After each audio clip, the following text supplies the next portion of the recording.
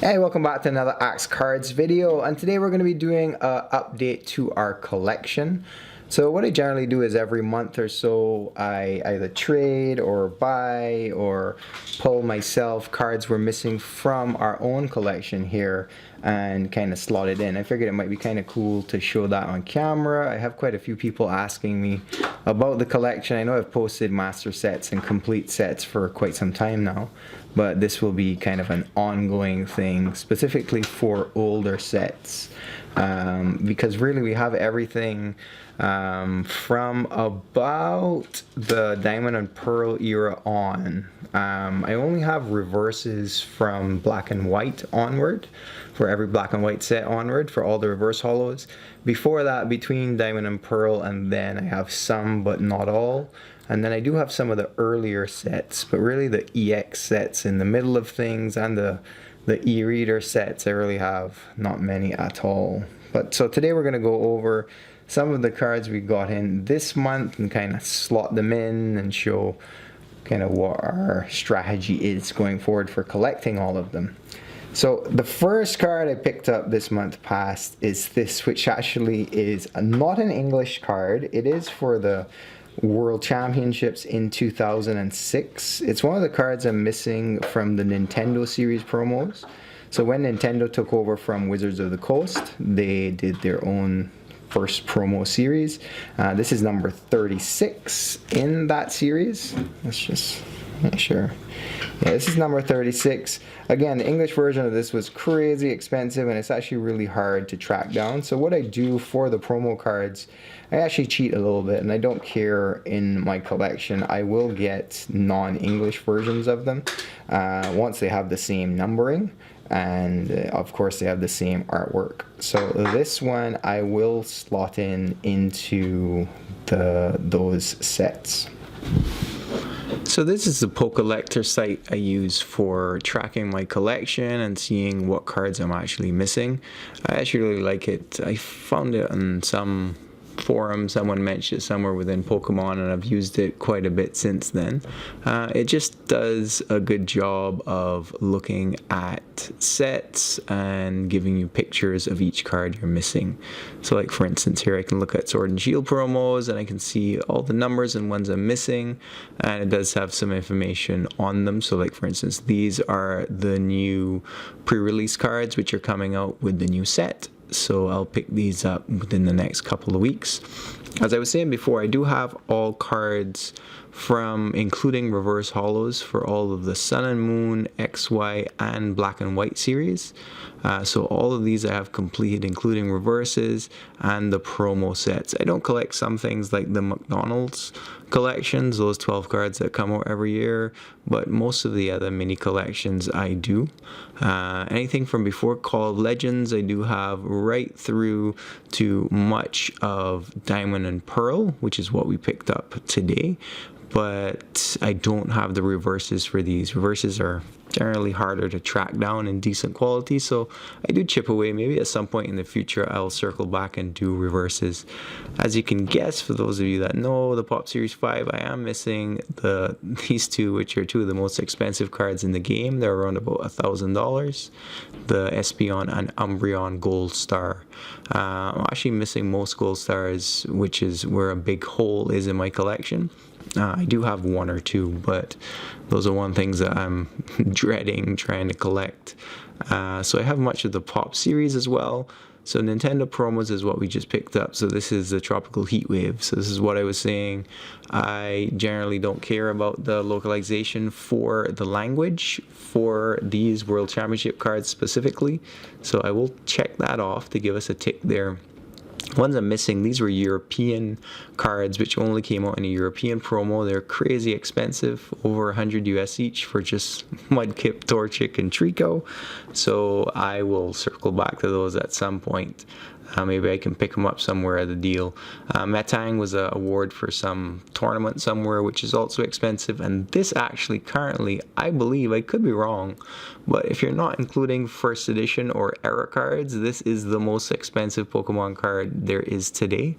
The Arena Championship, so it was only given during that year's World Championships, I think 2005 or 2006, but it's now selling for anywhere from $1,200 to $1,500. Okay, continuing on now, we also got a few cards from the Gym Heroes set. The set came out in August 14th, I believe, of 2000, so it's almost 20 years old now. We were missing a few cards from it, which I did manage to pick up, and I picked these up from Troll and Toad. So Blaine's Moltres, Rocket Scyther, there's Brock, the holo version of Brock, and also Misty. Alright, moving on now from here, we can go down to our Gym Heroes. So Gym Heroes, like I was saying, I have most of the early sets. Believe it or not, I don't have the Charizard from base set. I've had this card so much times and I've sold it every time. I will circle back and get it at some point. For the Gym Heroes though, specifically, we did just pick up these: Blaine's Moltres, Rocket Scyther, Brock, and Misty. So with that, if I come back and refresh, we are complete. Yet another set, yay. Which, one more thing to check off. Alright, moving right along, we also had the Gym Challenge. I picked up some cards for which I was missing. There is Blaine's Arcanine, which I've always loved this card. Giovanni's Machamp. Giovanni's Nidoking. Misty's Gyarados. Rocket's Mewtwo. This one was pretty hot, but I finally picked it up. Rocket's Zapdos as well. Sabrina's Alakazam. And the last one we got from this set was Sabrina as well. Let's mark off our Gym Challenge now. So we were missing 9 from Gym Challenge, but we did pick up 8, I believe. So if I just check off the ones we just went through, it should leave us with just Blaine's Charizard, the most expensive card in the set, of course. Yet another set I'm missing just Charizard for to complete, but that's something I'll have to circle back for. That's also a pretty pricey card, around about $100. Alright, moving right along, we did get a couple more sets, which starting with the Mysterious Treasures, which came out in August of 2007. So we're kind of jumping forward 7 years. These were the last of the cards I needed, well, most of them. I'm still missing 1 or 2 from the Diamond and Pearl series. So nothing that special in general. Kricketune, Abra, much of these I'd pulled myself. Pikachu, I had actually pulled a few of these but had sold all and didn't realize.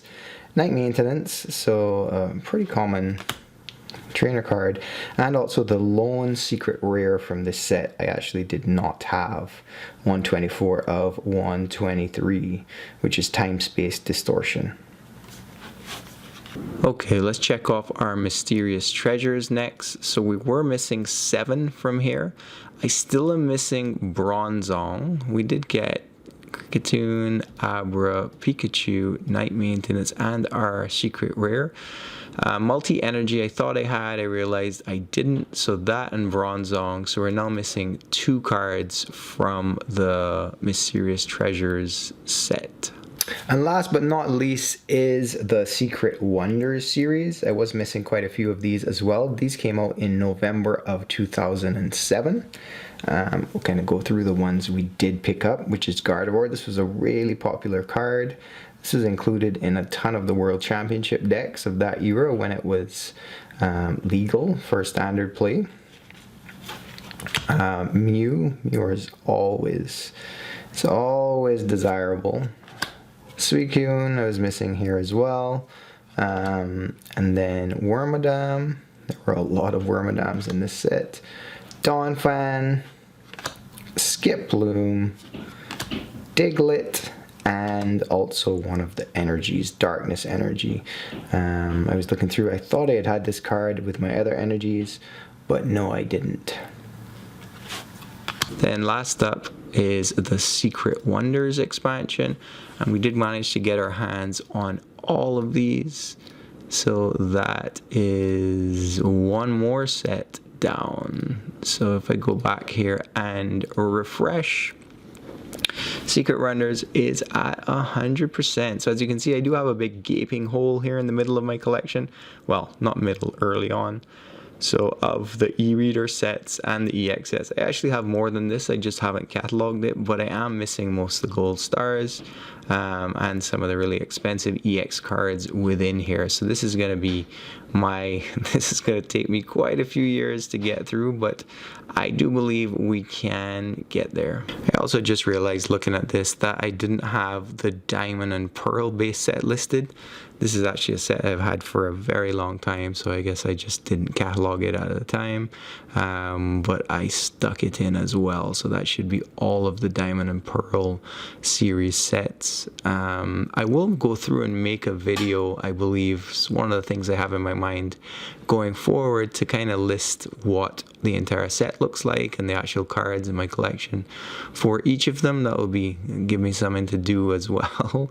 But as of right now, I'm just focusing on the collection updates and the new pack openings, because that's what you guys seem to enjoy most. So I hope you enjoyed kind of the new format and it wasn't too much back and forth with all the cards and sets. I kind of like showing where the cards slot in using Pokelector, is how I organize it in my head to know what I need to look for, what I need to trade for, and what I need to buy.